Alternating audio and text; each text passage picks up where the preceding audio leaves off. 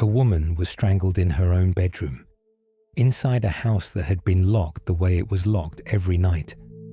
Iron gates drawn, padlocks fastened, a caretaker who checked every one of them before dark. Nothing was stolen. The dogs never made a sound.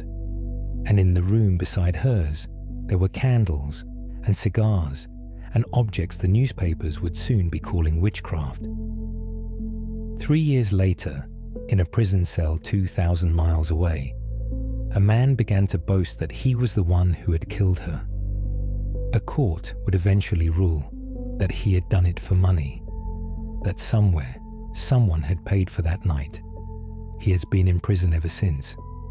And through 2 trials, a confession, and the loudest headlines in the country, he's never answered the only question that matters. Who sent him? August 2006. Lima, Peru, in the depth of the southern winter, the season of the garua, the grey mist that drifts in from the Pacific, settles over the city, and will not lift. In San Isidro, the quietest district of them all, the streets are lined with white walls and wrought iron gates. Behind one of them, on a street called Paul Harris, stands the house where this story begins, and where, in a sense, it has never ended. This is Watchtower Whispers, and this is the Myriam Fefer case. Myriam Fefer Salleres was, by every account, a formidable woman. The daughter of Enrique Fefer, a businessman who had built a quiet fortune in Lima real estate. She managed the family's holdings, buildings, land, companies with names like Sideral and Cosmos, with a strong hand and a stronger will.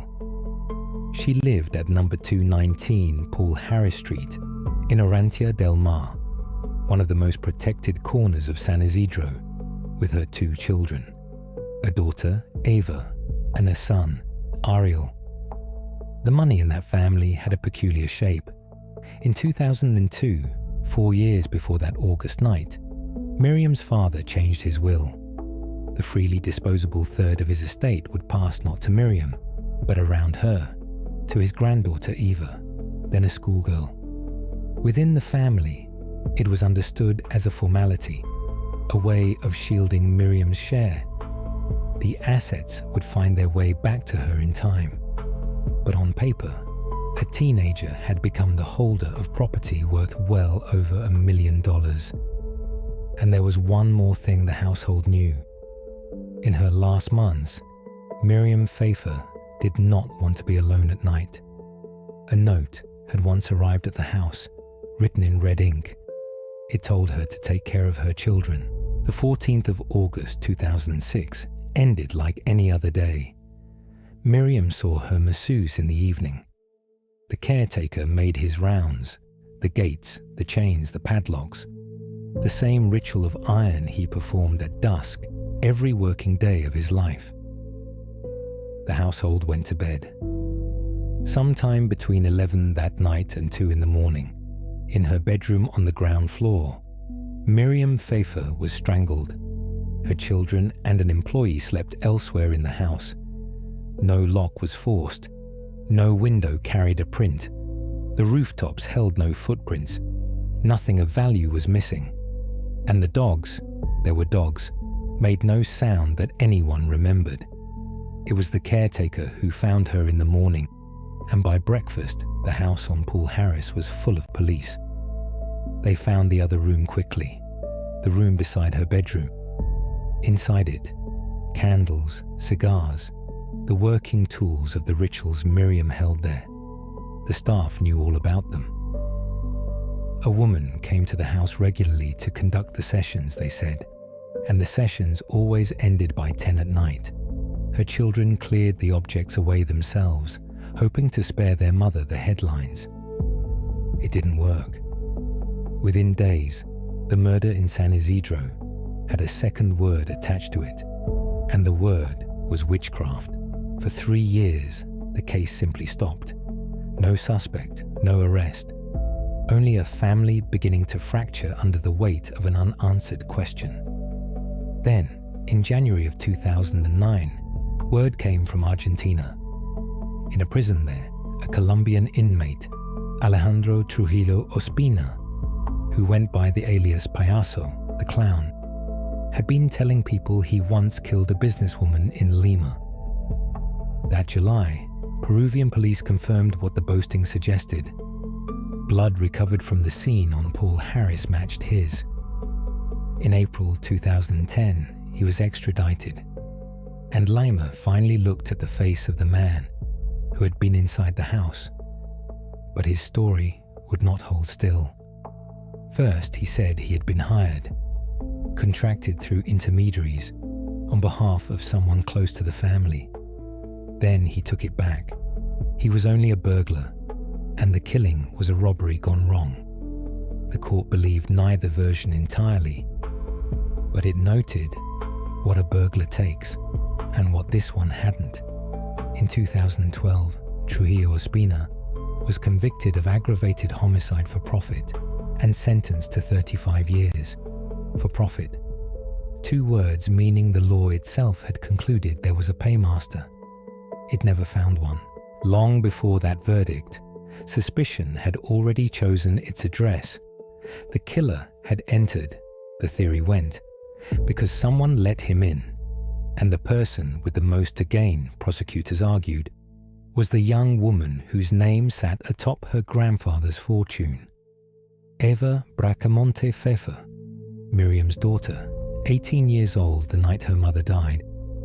In September 2009, Eva and her close friend Liliana Castro surrendered to the courts, insisting on their innocence. The evidence against them was thin. A phone call the killer was said to have placed toward Eva's number. A trip the 2 young women had taken to Argentina. And the motive was an inference drawn from a will. It did not matter. Eva spent 36 months in a maximum security women's prison in Corrillos, waiting for a trial that kept receding. Her own brother, Ariel, became her accuser, convinced there had been a conspiracy around his sister. The family split down the middle in front of the entire country. In October 2012, at the reading of her sentence, Eva collapsed in the courtroom. The verdict, delivered days later, 30 years, as the intellectual author of her mother's murder. Liliana was acquitted. Eva went back to prison that same week, condemned as a parricide at 24. Then, piece by piece, the case against her came apart. In September 2013, a reviewing judge annulled the conviction outright and ordered her released. The verdict could not stand on what had actually been proven. A second trial began in 2014, and this time the court weighed the evidence coldly. In December 2015, it acquitted her of every charge. There were no witnesses to any agreement between Eva and the killer. There was no trace of her in his hiring. The supposed motive dissolved. The court found no economic motivation at all, and said plainly that a psychologist's sketch of a difficult daughter is not proof of murder.